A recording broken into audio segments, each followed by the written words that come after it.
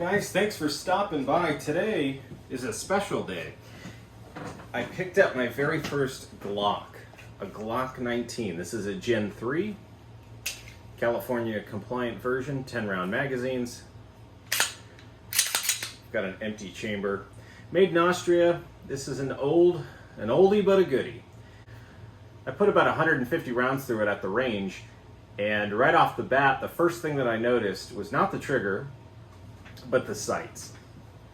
And to me, the sights are atrocious. I don't really mind that they're polymer. The front side is fine, but this hoop back here, at first, when I was dry firing it in the store, I didn't think much of it, but putting live ammunition through it, it's really hard to find where this dot should be.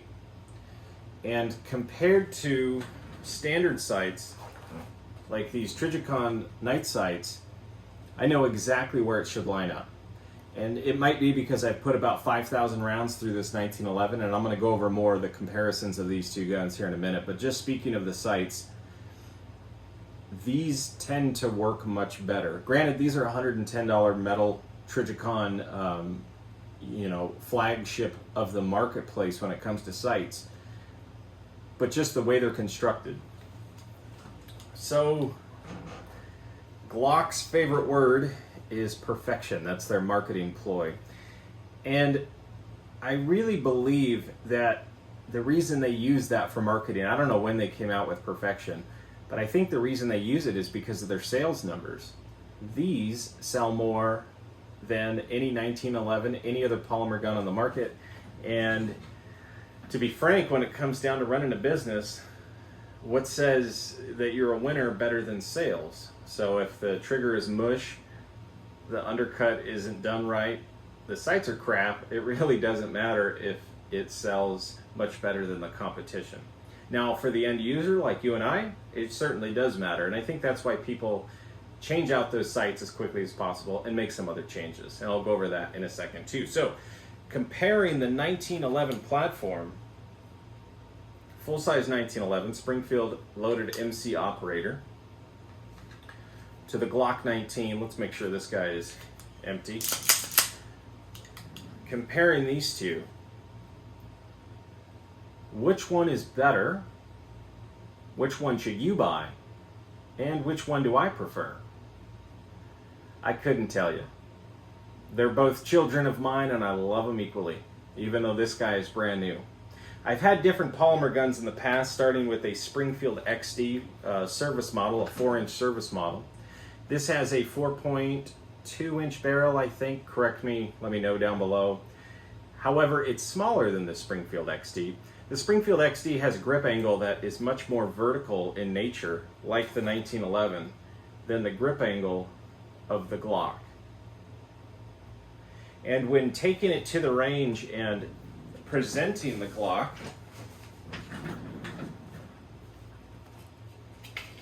I'm going to use a magazine just so it feels a little easier. Taking it and presenting it feels a lot more natural than the 1911, even the commander length 1911 I have. So the grip angle, I really like it a lot. You can drive it out and immediately get to where you need to go. The only issue that I see with this grip angle is that it's going to take some time to get used to. Because when I line up my sights and I shoot, at first I was shooting way high. So I kind of had to dip down below 6 o'clock and almost drive the gun down, right? Rotate my wrist forward, drive it down a bit, and then I could really see the sight entirely, unlike any other gun I've used, any other pistol. So besides putting the dot at either on the target directly or at 6 o'clock, I was able to line it up and then dip down right below that clock, like a grandfather clock, swinging a pendulum, and just pink right at that. And sure enough, I was hitting on all cylinders. So right off the bat, the sights, the grip angle, those are two key differences with the 1911 and the Glock. Another thing that I noticed right off the bat was recoil. I had been shooting so much 45 that I didn't really think much of recoil with the 45 It was just what I had gotten used to. Like I said, there's been a few thousand rounds through this, and I'm going to do a 5,000 round update video on this pretty soon. Fabulous gun, awesome gun. But anyway, the recoil of the 45 I had gotten used to, and then when I shot the Glock 9, it was crazy at how much less recoil is coming out of the Glock 9. This weighs a lot less, but the 9mm is such a optimal round in my opinion, because you get enough power, you get enough speed, more speed than the 45.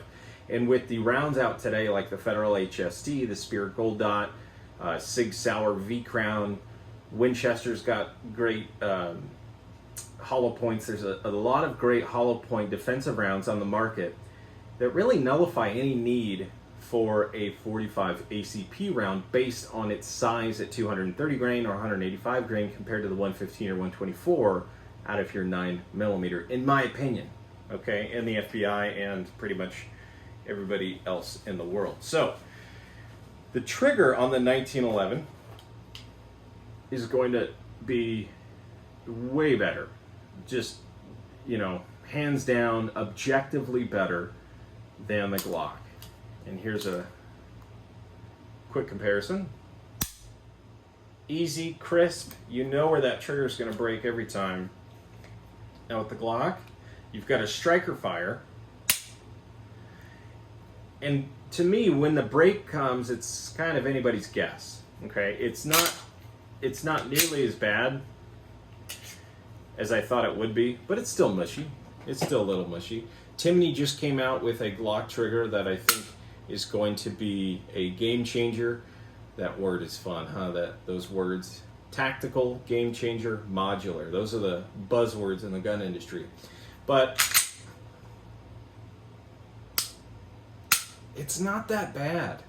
In fact, the sights, the trigger, the grip, you really don't need to put a tungsten guy rod in here. You don't need to put 3-dot sights. You certainly don't need to stipple a Glock. You know, it really comes down to training. And I know that people say that all the time, but gosh, if you went ahead and put $1,000 into your Glock, or you put 1,000 rounds into your Glock downrange, that 1,000 rounds is going to prove you better every time, hands down. You know, you could pump as much money into your pistol, but nothing is going to pay for the training that's needed in order to fire these things really well. In fact, there was a guy, a police officer, a few years ago, Donut Operator has a video on this, where he took his Glock 22, a Glock 40, and he approached a guy that was a known pedophile in the area, just a straight dirtbag. And the perp, the criminal, reaches for a sawed-off shotgun and just pulls it around, and in slow motion you could see this sawed-off shotgun like 12 inches, 24 inches from this police officer's face. So the police officer retreats, gets off at about 6 rounds, retreats to about 6-10 yards or something, gets shot in the shoulder. Okay, so this is a very well-trained police officer. You could tell by the way he's putting rounds on target and rotating around and behind his target. And by doing so, getting himself out of the line of fire. Now, when he goes to reload, if you watch closely, he's empty.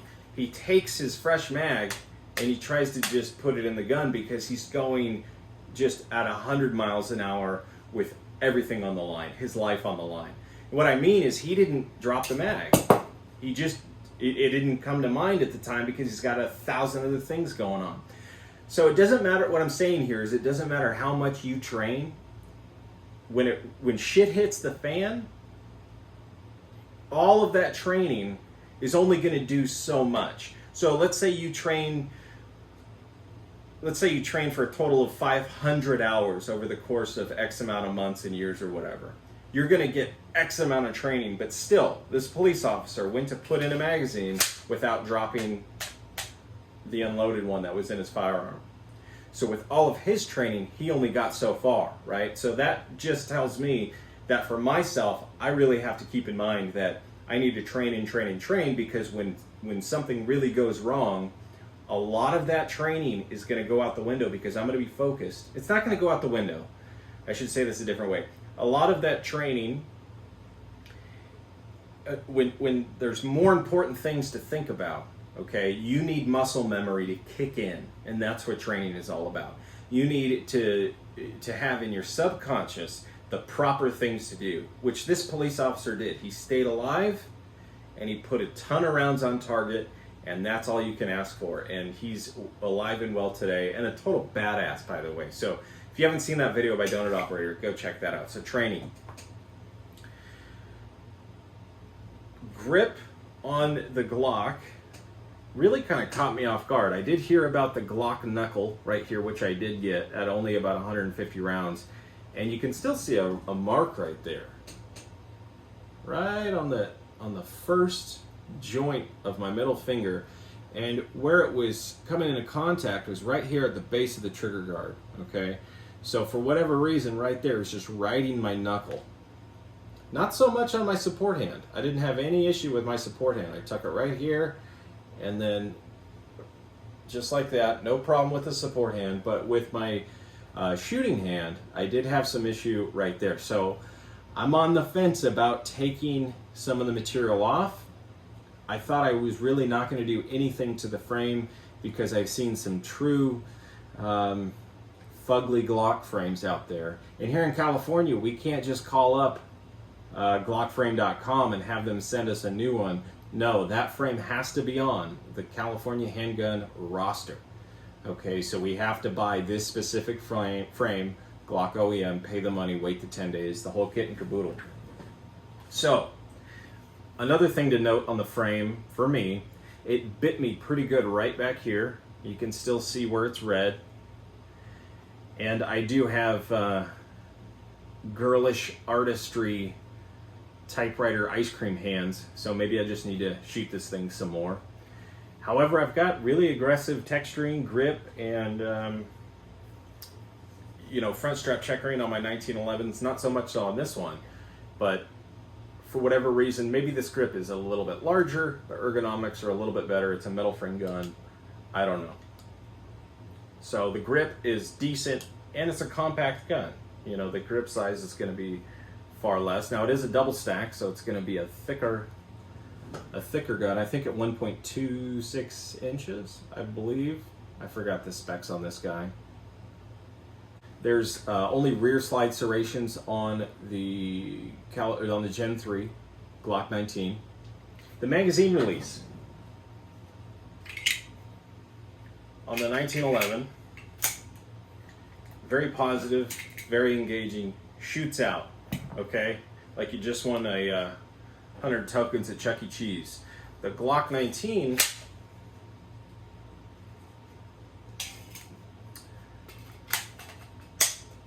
is anemic. It does not shoot out, and when the slide's back, even less. Okay, so that might be something I'm going to look into to fix. However, it does drop free. Gravity will take it out, right? If you're here, you can drop it out. It just doesn't eject like the 1911 does, okay? One thing to note is that the price of this compared to the 1911 is going to be about 1/3 of the cost. About 1/2 to 1/3, okay, of your typical 1911, Springfield 1911 loaded. I haven't taken this thing apart. Haven't taken apart, didn't oil it, didn't even clean it. It was so hot today, I got to the FFL, picked it up, and forgot the ammo. So I had to go home, grab the ammo, load the 2 mags I have, and then off to the range to shoot. And my first 75 rounds, I was disappointed in myself. I thought, boy, I'm gonna really need some practice. Then I figured out where that Glock needs to be held, and I was able to shoot it really well. I'm impressed with this gun. I will be changing out the polymer guide rod, just because I can move it around like a wet noodle. And I'm not used to that with guide rods. Maybe it'll work fine. I'm sure it will. But that's just something I want to do. Again, with the polymer frame, Wilson Combat has this starburst pattern for, you know, for their frames, what they do is they do a CNC stippling job, and it's really cool. It looks really nice. So I may do that. I was going to take a good old wood burner, just like a YouTube university. There's plenty of information out there how to texture and stipple your Glock frame, but I don't think I'm going to do it myself. Even though I do believe I could take the time to make it look good, it still would be, you know, a do-it-yourself stipple job, which personally I've yet to see anybody pull it off their first time, right? Maybe if they're on their 5th or 10th Glock, or if they do it professionally, it can really, you know, be done well. But for the first time, I'm not going to do that to my frame. If you have any suggestions on some upgrades, let me know, like an extended mag release.